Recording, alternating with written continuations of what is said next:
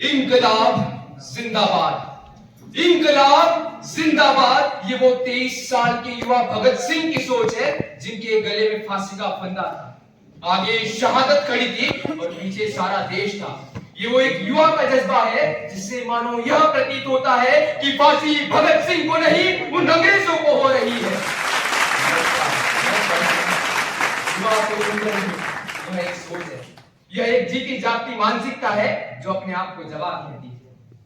युवा वो है जो समंदर भी लांघ जाता है, युवा वो है जो चांद तक भी परचम लहराता है, युवा वो है जो सरहद पर सीना ताने अड़ा होता है, युवा वो है जो फांसी के फंदे में भी सीना ताने खड़ा होता है। भगत सिंह, चंद्रशेखर आजाद, खुदीराम बोस, अशफाक उल्लाह खान, मदन लाल ढींगरा, सुखदेव, गुरुदेव और न जाने कितने ऐसे संकल्पित युवा थे जिन्होंने केवल क्रांति को ही युवा की परिभाषा बताई। तो ऐसे में हमारा यह सोचना कि 21वीं सदी में भारत को सशक्त करने हेतु, विश्व गुरु बनाने हेतु, सशक्त करने में देश का युवा सक्षम है, इस विषय पर प्रश्न चिन्ह लगाना न केवल युवा सोच पर सवाल करता है अपितु भारत के इतिहास में लगी युवाओं की गुहारों को भी सुनने का आग्रह करता है। अरे याद करो, भारत ही वो देश है जिसने दुनिया को अंक शास्त्र, गणित शास्त्र, ज्योतिष शास्त्र, रसायन विद्या, शल्य चिकित्सा और गुरुत्वाकर्षण बल देकर हर दृष्टिकोण से विश्व गुरु का दर्जा प्राप्त किया था। और 21वीं सदी का ये भारत जो सामाजिक क्षेत्र में तत्पर, सैकड़ों वैज्ञानिक आविष्कार, सांस्कृतिक रूप से समृद्ध, शिक्षा के क्षेत्र में उत्तीर्ण, खेती में उन्नत तरीके तकनीकी, विज्ञान का समुचित विकास और चिकित्सक संस्थान में अनुसंधान की मिसाल कायम किया हुआ है। परंतु सवाल यह है कि देश कब सशक्त बनता है? जब उसका लोकतंत्र मजबूत हो। और लोकतंत्र कब मजबूत होता है? जब उसके चारों स्तंभ मजबूत हो। आपके पटल पर एक दृश्य रखता हूं। जुलाई 2015 गुजरात मेहसाना पाटीदार आरक्षण आंदोलन, जिसमें पाटीदार समुदाय को अन्य पिछड़ा वर्ग में शामिल करवाने और युवाओं को रोजगार में आरक्षण का मुद्दा उठाया गया था। और गर्व की बात तो यह है कि युवाओं के नेतृत्व वाले इस आंदोलन ने सरकार को मांग स्वीकारने को मजबूर किया। 21वीं सदी के युवाओं के लिए सत्ता या विपक्ष मायने नहीं रखता, उनका मकसद तो केवल एक है, राष्ट्र का सशक्तिकरण। मुझे याद आते हैं राजस्थान 84 से विधायक राजकुमार रोत, उत्तर प्रदेश बिसोरी से कुशागर सागर, पंजाब फाजिल्का से नरेंद्र पाल सिंह सावना, मध्य प्रदेश बिहोरी से शरद कौल, महाराष्ट्र से आदित्य ठाकरे और गुजरात से जिग्नेश मेवानी सदन में जाते हैं। न केवल वोट लेकर अपितु पूरे देश और आवाम का प्यार आशीर्वाद जीत कर जाते हैं और नए कीर्तिमान आसमान की बुलंदियों को छूते हैं, जो हमारे देश के लोकतंत्र के पहले और दूसरे स्तंभ विधायिका और कार्यपालिका को मजबूती प्रदान करते हुए देश को सशक्त बनाते हैं।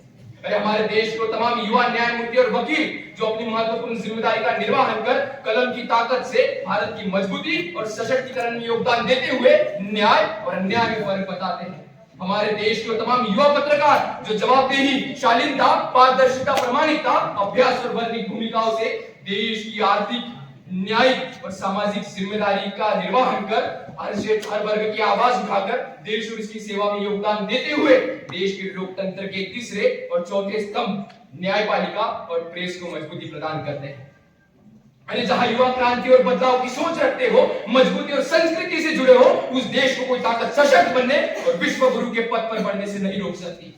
अरे सवाल करने वालों, आंकड़ों को सुनिए। आंकड़े गुहार लगाते हैं कि देश की तीनों जल, थल, वायु सेना में देश की रक्षा के लिए अधिकतर युवा सेवा में, जो कभी -50 डिग्री की बर्फ में खड़ा है तो कभी तिल मिला की धूप में। और तुम सवाल उस जज्बे से कर रहे हो जो खड़ा है फरिश्ते के रूप में। अरे वो युवा ही है, वो युवा ही है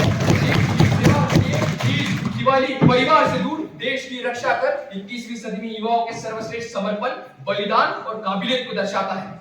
ऐसे में युवाओं के सक्षम होने पर सवाल करना युवाओं की निंदा के बराबर होगा। अरे देश के तमाम युवा उद्योगपति रितेश अग्रवाल, रोमन सैनी, भावेश बंसल, पीयूष अग्रवाल, अनुभव दुबे और कई अनगिनत जिनके द्वारा शुरू किए गए तमाम नए व्यवसाय भारत की अर्थव्यवस्था में बराबर का योगदान करते हैं। और कुछ तो प्रख्यात अखबारों में यह तक छपा हुआ है कि भारत में रोजगार प्रदान करने वाले व्यवसाय में नए संगठन अव्वल है और 340 बिलियन डॉलर के कुल मूल्यांकन, 107 यूनिकॉर्न और 80,000 से ज्यादा नए व्यवसाय के साथ भारत दुनिया में तीसरे बड़े इकोसिस्टम के रूप में उभरा है। क्या ये युवाओं के सशक्त भारत का उदाहरण नहीं? भारत एक लोकतांत्रिक देश है। जितने धर्म, जातियां, मजहब, प्यार, संगठन इस भारत में है, उतने दुनिया के कोई देश में नहीं।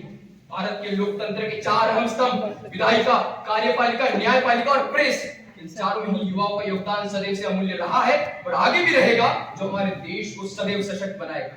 अरे भारत वो देश है जहां स्वामी विवेकानंद जैसे महान युवा विश्व पटल पर अपने धर्म और साहस का परिचय देते हैं। भारत वो देश है जिसका इतिहास सदैव सत्य, अहिंसा, सत्याग्रह के पथ पर चलकर लड़ा है और विजय हुआ।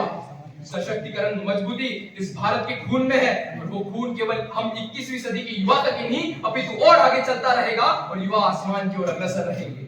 अंत में रुतबा दिखे सिर से पैरों तलक, रुतबा दिखे सिर से पैरों तलक, अंतर नाकू धरती से अंबर तलक। जीत हार, परिश्रम, हिम्मत और जज्बे का जुआ हूं, रहेगा सशक्त भारत सदा, अखंड देश का सक्षम युवा हूं।